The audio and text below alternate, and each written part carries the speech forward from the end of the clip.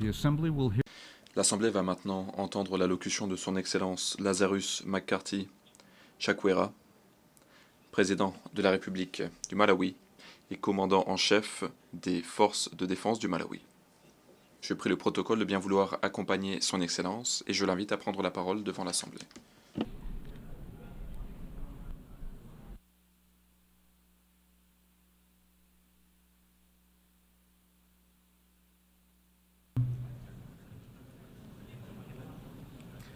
Your Excellency, Excellence, Monsieur Philemon Young, président de la 79e session de l'Assemblée générale des Nations unies. Excellence, Monsieur Antonio Guterres, secrétaire général des Nations unies.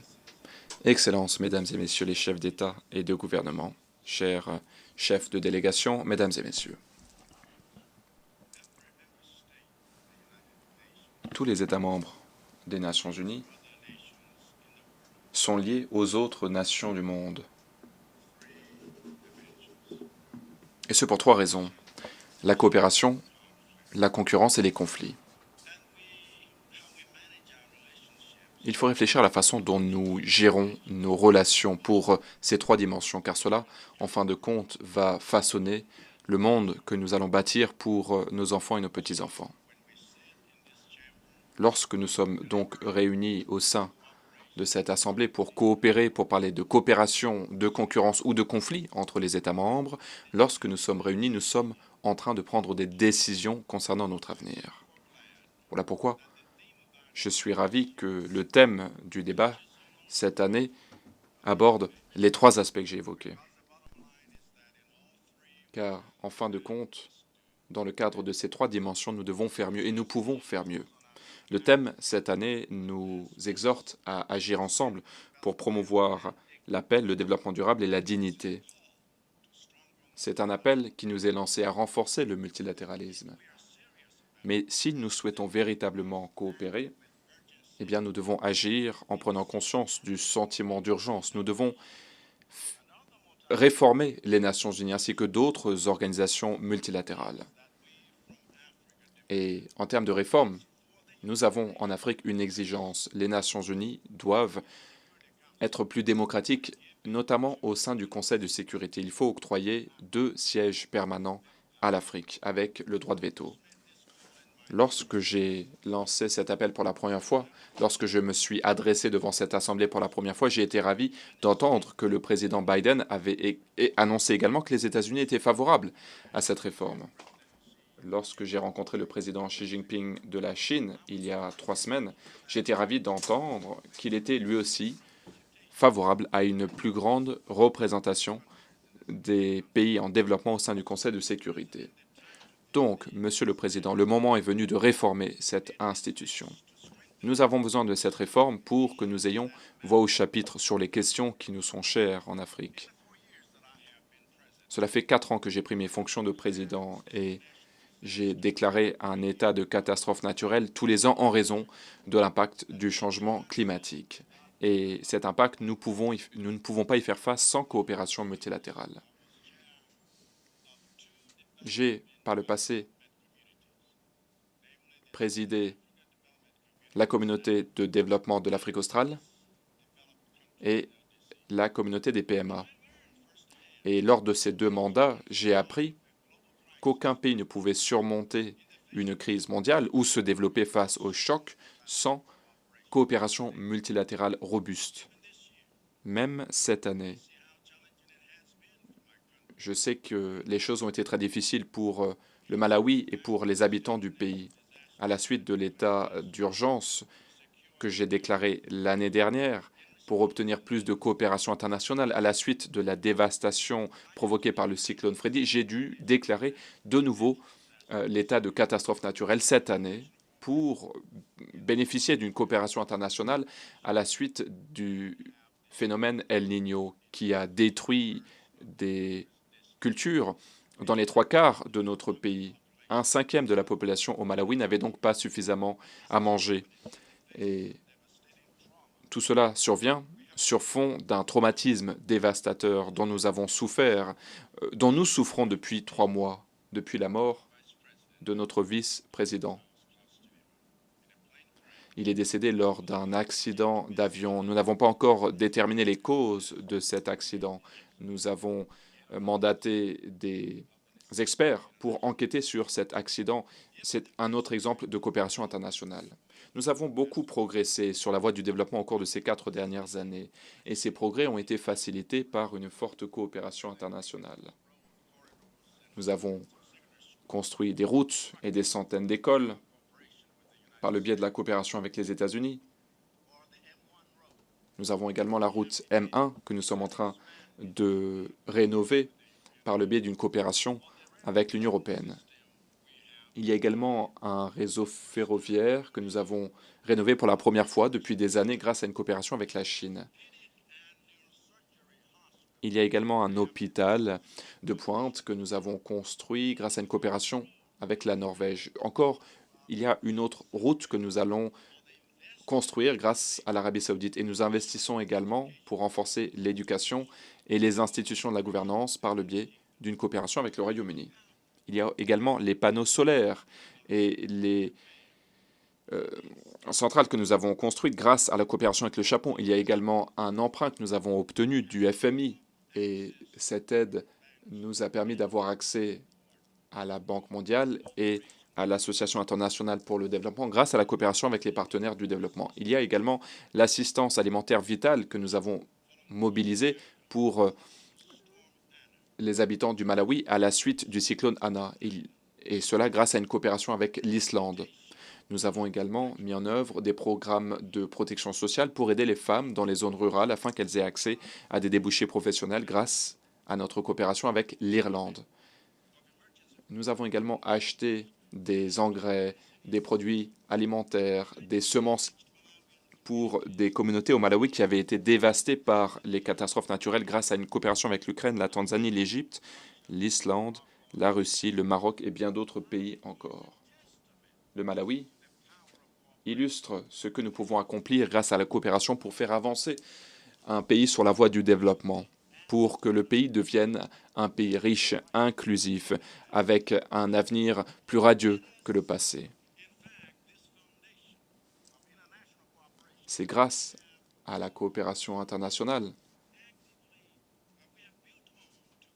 ou plutôt nous avons activement promu cette coopération internationale pour entamer des négociations sur le pacte de l'avenir. Et le pacte de l'avenir, nous l'avons pleinement entériné lors de cette 79e session de l'Assemblée générale. Nous avons également fait fond sur cette coopération internationale pour organiser une conférence ici à New York, réunissant plus de 80 partenaires pour encourager les partenaires à investir dans notre pays, pour renforcer la productivité dans le secteur de l'agriculture, du tourisme et dans l'industrie minière, car ce sont des secteurs qui ont un fort potentiel pour transformer le Malawi.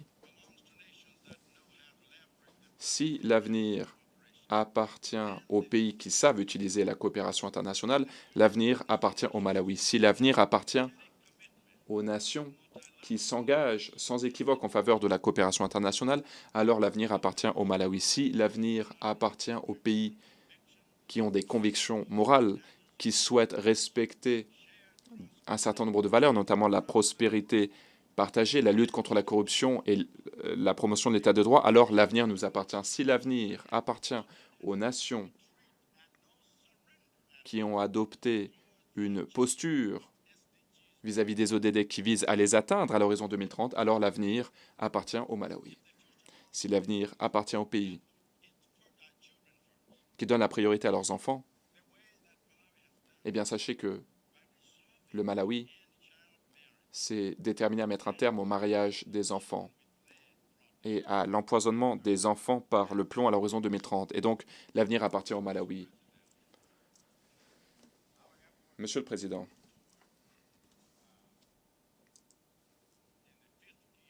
nous souhaitons passer à la vitesse supérieure, mais nos efforts sont fortement ralentis en raison du système financier actuel. Un système trop lent, trop peu démocratique car nous avons besoin d'interventions plus rapides, plus adaptées à nos besoins. Nous avons refusé de pratiquer la démocratie de représentation équitable ici aux Nations Unies. Nous demandons aux États membres de faire ce qui n'est pas fait ici aux Nations Unies et les pays refusent. Le ratio dette PIB dans des pays en développement tels que le Malawi, ce ratio augmente à un rythme extrêmement préoccupant, ce qui constitue une grave menace pour la stabilité financière internationale. Si ce problème n'est pas résolu, eh bien ceux qui nous maintiennent dans un état de dette perpétuelle, alors même que ces acteurs ont les ressources pour annuler ces dettes, ne doivent pas se fourvoyer. La propagation de la crise de la dette dans le monde en développement constitue un véritable cancer qui portera préjudice à vos propres économies. Donc le moment est venu de résoudre ce problème. Monsieur le Président, la deuxième dimension de la coopération ou des relations internationales, c'est la concurrence, comme je l'ai dit. Et dans ce domaine, je pense que nous pouvons et nous devons faire mieux. Nous n'avons rien, bien entendu, contre une concurrence saine entre les nations, car la concurrence alimente l'innovation, améliore la qualité et permet aux citoyens d'avoir accès à plus de possibilités, ce qui est au cœur de la liberté. Mais comme nous l'avons fait dans le domaine du sport international, il faut réguler, réglementer la concurrence entre les nations.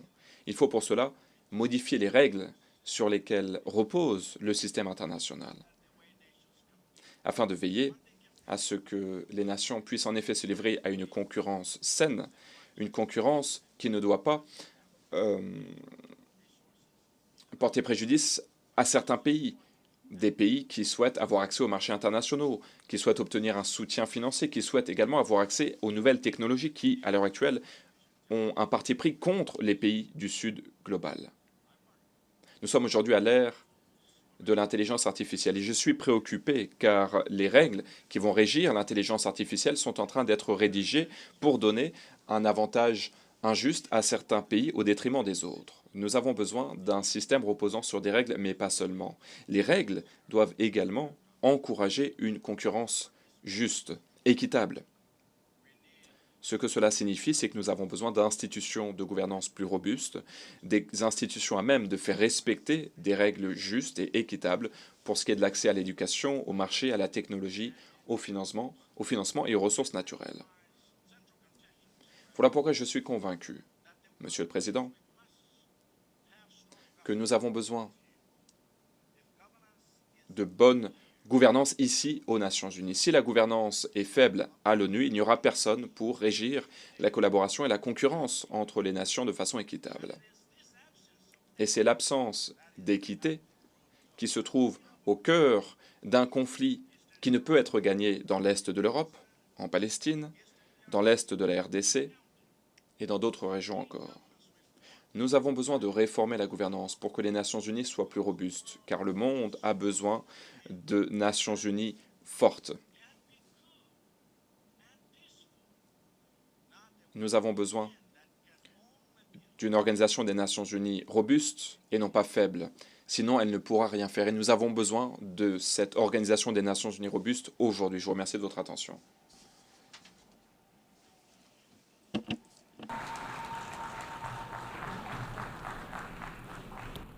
En nombre de la Asamblea, Au nom de l'Assemblée générale, je souhaiterais remercier le président de la République du Malawi, commandant en chef des forces de défense du Malawi.